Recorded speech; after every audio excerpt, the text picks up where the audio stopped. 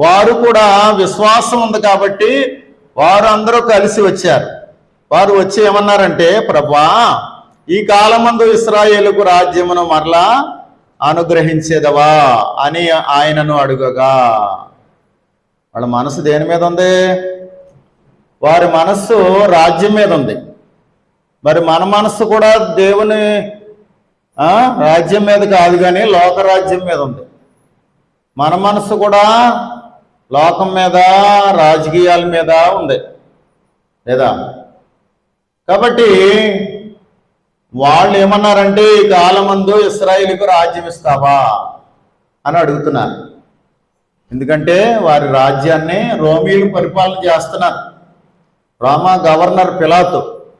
కాబట్టి ఎవరో పరిపాలన చేస్తున్నారు, మా రాజ్యాన్ని మేము పరిపాలన చేసుకోవాలా, మా రాజ్యం మాకు ఇస్తావా అని ప్రభువుని అడిగితే ఆయన ఏమన్నారు?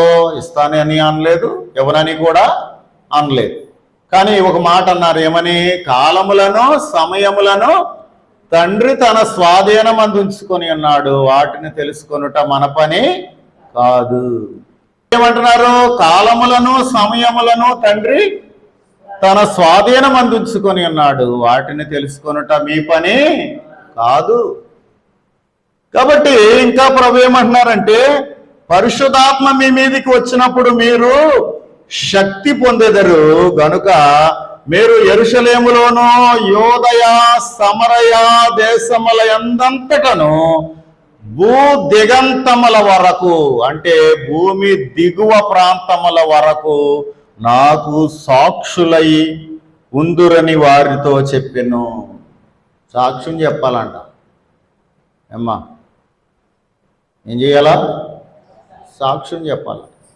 యొక్క మనస్సు ఇక్కడ మనం చూస్తే దేవుని మీద ఉన్నది, కానీ లోకం మీద కూడా ఉన్నది. కానీ ప్రభు అంటున్నారు, మీరు నాకు సాక్షులుగా ఉండాలా.